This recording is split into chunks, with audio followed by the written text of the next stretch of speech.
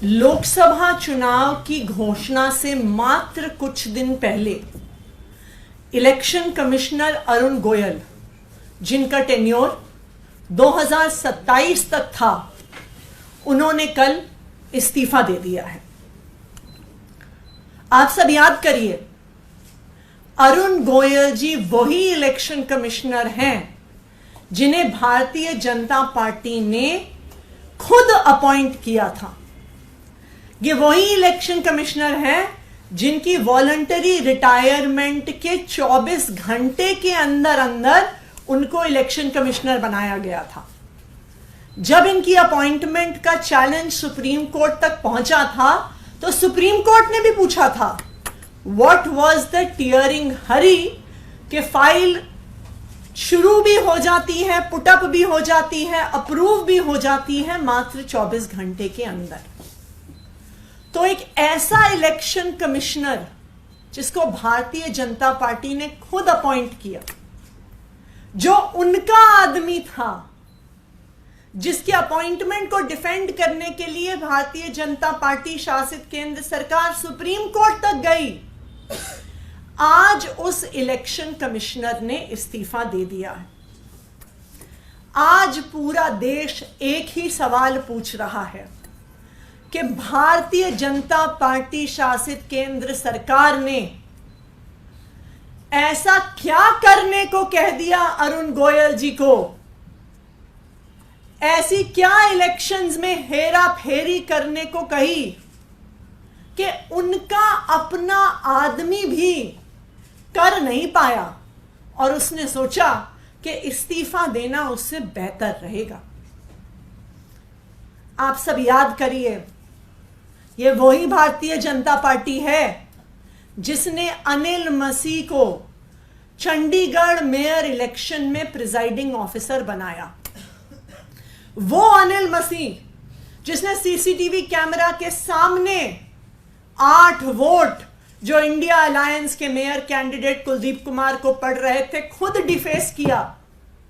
वो अनिल मसीह जिसने supreme court में माना कि उसने वोट पर, बैलेट पर गलत तरीके से पेन के निशान लगाए थे।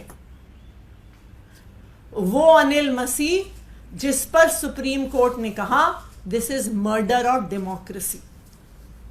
तो आज ये सवाल उठ रहा है कि जिस तरह अनिल मसीह से चंडीगढ़ मेयर चुनाव में इलेक्शन की चोरी करवाने की कोशिश की गई, क्या ऐसा ही कुछ अरुण गोयल जी को कहा जा रहा था? आज मैं भारतीय जनता पार्टी को चैलेंज कर रही हूं कि वो पूरे देश को ये बात बताएं कि अरुण गोयल जी ने इस्तीफा क्यों दिया। एक ऐसे इलेक्शन कमिश्नर ने जो उनका आदमी था, एक ऐसा इलेक्शन कमिश्नर जिसको अपॉइंट करने के लिए Bharatiya Janata party supreme court तक चली गई, ऐसा उनको क्या कह दिया गया, ऐसा क्या गलत काम करने को कह दिया गया लोकसभा इलेक्शन में कि उनका अपना आदमी तक वो काम कर नहीं पाया और 2027 तक के अपने टेन्योर को छोड़ के बिना किसी स्वास्थ्य की परेशानी के कल शाम उसने इस्तीफा दे दिया। आज पूरा देश ये देख रहा है कि भारतीय जनता पार्टी कभी विधायक तोड़ के, कभी इलेक्शन चुराने की कोशिश करके, कभी ईडी और सीबीआई के माध्यम से विपक्ष के नेताओं को जेल में डाल के, कभी विपक्षी पार्टियों के बैंक अकाउंट फ्रीज करके आज चुनाव को चोरी करने की कोशिश कर रही है। और अब अरुण गोयल के इस्तीफे से बहुत बड़े सवालिया निशान आने वाले लोकसभा चुनाव पर उठ गए। Thank you ma'am. उसको अपडेट देते मैम, केशवपुर मंडी वाले इंसिडेंट को लेकर क्या अपडेट है? कब तक कोई रेस्क्यू ऑपरेशन पूरा हो पाएगा? अभी कितना टाइम हो जाएगा? देखिए, रेस्क्यू ऑपरेशन जारी है, पिछले 2 से ढाई घंटे से जारी है। एनडीआरएफ का कहना है कि अभी तकरीबन 2 घंटे का और समय लग सकता है इस रेस्क्यू ऑपरेशन में। मैम, व्यक्ति ठीक है जो फंसा हुआ है? देखिए, अभी निश्चित तौर पे नहीं कहा जा सकता। हमें ऐसी उम्मीद है कि वो ठीक है और इसीलिए पूरी चाहे एनडीआरएफ की कैपेबिलिटी हो, चाहे दिल्ली जल बोर्ड हो, वो लगातार लगे हुए हैं और हम उम्मीद करते हैं कि जो व्यक्ति हैं जो बोरवेल में फंसे हैं उनकी जान बच जाए। क्या उम्र होगी जो, क्योंकि उसका उम्र का अंदाजा नहीं लग रहा है। देखिए उम्र का अंदाजा नहीं लग रहा, पर यह अंदाजा लग रहा है कि फुल एडल्ट साइज के हैं, तो बच्चा तो नहीं है, पहली बात। दूसरी बात, कोई 18 साल से शायद ज़्यादा की ही उम्र का व्यक्ति है। तीसरी बात, जो मैं अभी मौके पे गई थी तो वहाँ पे कुछ चीज़ें सामने आई। सबसे पहले जहाँ पे ये बोरवेल है वो एक ऐसी ज़मीन पर है जो 2020 में दिल्ली जल बोर्ड द्वारा दिल्ली मेट्रो को हैंडओवर की गई थी, क्योंकि वहाँ पे मेट्रो का कंस्ट्रक्शन चल रहा है। तो वैसे तो वो दिल्ली मेट्रो के उसमें थी, कंट्रोल में थी। दूसरा, जो वहाँ पे बोरवेल था वो खुले में नहीं था, वो एक बोरवेल के कमरे के अंदर था। एक ऐसा कमरा जिसमें दरवाज़ा था, जिसमें दरवाजे पे ताला लगा हुआ था। तो ये भी जांच करने का विषय है कि आखिरकार जो व्यक्ति अंदर गए, ताला तोड़कर, दरवाज़ा तोड़कर क्यों गए, क्या अकेले गए थे, क्या और भी लोग शामिल थे। और आखिरी बात, एक जो आगे जाके पुलिस इन्वेस्टिगेशन का भी विषय होगा कि क्या कोई इसमें फाउल प्ले इन्वॉल्व था, क्योंकि 12 इंच के डायामीटर का वो बोरवेल है। तो किसी एडल्ट व्यक्ति का आसानी से उसके अंदर घुसना बहुत आसान नहीं है। तो ये भी एक प्रश्न चिन्ह है कि क्या उनको धकेला गया था। तो मुझे लगता है कि एक बार रेस्क्यू ऑपरेशन पूरा हो जाए उसके बाद ये सारा पुलिस की जांच का विषय रहेगा। मैम, जब आप वहाँ गई तो वहाँ पर रेस्क्यू जब शुरू हुआ है, सुनने में आया कि ताला तोड़ करके रेस्क्यू शुरू किया गया, यानी कोई बेसिकली वहां पर एक कमरा था पूरा, जैसे आपने कई जगह देखा होगा पार्क्स वगैरह में भी, जहां पर बोरवेल होती है उसका मोटर होता है तो एक कमरा बना दिया जाता है उसके आसपास। तो वैसा ही कमरा मौजूद था। जब तक मैं वहां पर पहुंची तब तक जेसीबी द्वारा उस कमरे को तोड़ दिया गया था, लेकिन उसके सारे रिमेन्स वहां पे, और वो टेम्पररी स्ट्रक्चर नहीं था, ईंट, सीमेंट, कंक्रीट का एक प्रॉपर कमरा था। इनफैक्ट मैं देख रही थी कि कुछ चैनल्स की रिपोर्टाज में सुबह उस स्ट्रक्चर को तोड़ते हुए भी, जब जेसीबी उसको तोड़ रही थी तो उसकी फुटेज भी मौजूद है। तो वो कमरा तब तक टूट चुका था, काफ़ी खुदाई हो चुकी थी। अभी भी जिस डेप्थ पे वो फंसे हुए हैं वहां तक खुदाई नहीं पहुंची है। तो वो जिस डेप्थ पे फंसे हैं उसके नीचे तक खुदाई करके फिर उस पाइप को काटा जाएगा। Thank you. सवाल दो है, क्योंकि एक तो ये कि आपको क्यों लग रहा है कि कुछ गलत हुआ, क्योंकि इस्तीफा जब पहले भी उनकी नियुक्ति पर सवाल उठे, अब आप लोग इस्तीफे पे सवाल उठा रहे हैं। इस्तीफा भी उसी रफ्तार से जो है वो स्वीकार किया गया जिस रफ्तार से नियुक्ति हुई थी। एक तो ये सवाल है, फिर आप इसका जवाब दे दो। देखिए, लोकसभा चुनाव की घोषणा कुछ ही दिन में होने वाली है। लोकसभा चुनाव जो पूरे देश में होता है, एक ऐसा समय होता है जब इलेक्शन कमीशन अपनी पूरी ताकत लगाती है इस चुनाव का पूरा अरेंजमेंट करने के लिए। एक free and fair election Bharat के लोकतंत्र की पहचान है। तो जब चुनाव की घोषणा से मात्र कुछ दिन पहले 2 में से 1 इलेक्शन कमिश्नर इस्तीफा दे देता है तो सवाल तो उठेगा।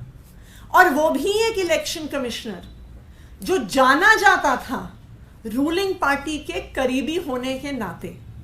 तो जब एक करीबी व्यक्ति इस्तीफा दे देता है तो और भी ज्यादा सवाल उठते हैं। सवाल इसलिए भी उठते हैं क्योंकि ये एक आइसोलेटेड इंसिडेंट नहीं है। आप ये देखिए कि एक सीरीज ऑफ इंसिडेंट्स हमारे देश में हो रहे हैं इस समय। सबसे पहले ईडी और सीबीआई का प्रयोग करके एक के बाद एक विपक्ष के नेताओं पे छापे मार के या तो उनको जेल में भेजा जा रहा है या उनकी पार्टियों को तोड़ के नेताओं को भारतीय जनता पार्टी में शामिल किया जा रहा है। दूसरा इंसिडेंट, कांग्रेस पार्टी का जिस तरह से बैंक अकाउंट सील हुआ, चुनाव से जस्ट पहले सील हुआ। अगर चुनाव में कोई पार्टी का बैंक अकाउंट ही नहीं होगा तो वो चुनाव कैसे लड़ेगी। तीसरी बात, लगातार विधायकों की खरीद फरोख्त जारी है। जब इस संदर्भ में जब एक के बाद एक इलेक्शन को चुराने का प्रयास हो रहा है, ऐसी परिस्थिति में जब कोई इलेक्शन कमिश्नर अपना इस्तीफा देता है तो पूरे देश के मन में सवाल तो उठना वाजिब है। मैम एक सवाल और है कि आजकल ट्विटर पर एक वॉर चल रही है एलजी वर्सेस सीएम की। वो जाते हैं जगह जगह और दिखाते हैं कि कई 9 साल से जो है वो काम नहीं हुआ है, और आप लोग अधिकारियों को जिम्मेदार ठहरा रहे हैं, और बीजेपी कह रही है कि अगर आपसे सरकार नहीं संभल रही तो आप छोड़ दें। देखिए, मैं इसमें 2 चीजें कहना चाहूंगी। सबसे पहली बात, अरविंद केजरीवाल जी ने काम किया है या नहीं किया है, ये दिल्ली की जनता तय करती है। दिल्ली की जनता अरविंद केजरीवाल के काम पर हर 5 साल पे अपना फैसला सुनाती है। उन्होंने 2013 की 49 डेज की सरकार के बाद 2015 में अपना एक फैसला सुनाया, आम आदमी पार्टी को 67 सीट देके। 5 साल अरविंद केजरीवाल जी की सरकार चली, उसके बाद 2020 में फिर से दिल्ली के लोगों ने अपना फैसला सुनाया, अरविंद केजरीवाल को 62 सीट देके। अब 2025 में फिर से चुनाव आ रहा है, दिल्ली के लोग फिर से अपना फैसला सुना देंगे कि अरविंद केजरीवाल जी ने उनके लिए काम किया है या नहीं किया है। यह फैसला दिल्ली के लोगों को, हमारे देश के संविधान ने, इस लोकतंत्र ने यह फैसला लेने का अधिकार दिया है। तो मेरा एलजी साहब से निवेदन है कि दिल्ली के लोगों को फैसला लेने दीजिए। मेरा उनसे एक दूसरा भी निवेदन है, इस देश के संविधान ने उनको भी कोई काम दिया है। इस देश के संविधान ने उनको लैंड, लॉ एंड ऑर्डर और पुलिस की जिम्मेदारी दी है। आज दिल्ली की शायद सबसे बड़ी और बर्निंग समस्या है लॉ एंड ऑर्डर की कमी, और महिलाओं के लिए जिस तरह ये शहर असुरक्षित है। तो मैं तो बस एलजी साहब से उतना ही आग्रह करूंगी कि कभी किसी पुलिस स्टेशन में भी चक्कर लगाया करिए, कभी रात को इलाकों में छापे मार के देखिए कि पीसीआर वैन्स चल रही हैं कि नहीं चल रही हैं। कभी दिल्ली में बढ़ते हुए महिलाओं के खिलाफ जो अपराध हो रहे हैं, कभी उनके आंकड़े देखकर उनको भी कम करने के लिए कोई काम कर लीजिए। वो अपना काम करेंगे, हम अपना काम करेंगे, इससे अच्छा दिल्ली वालों के लिए क्या हो सकता है।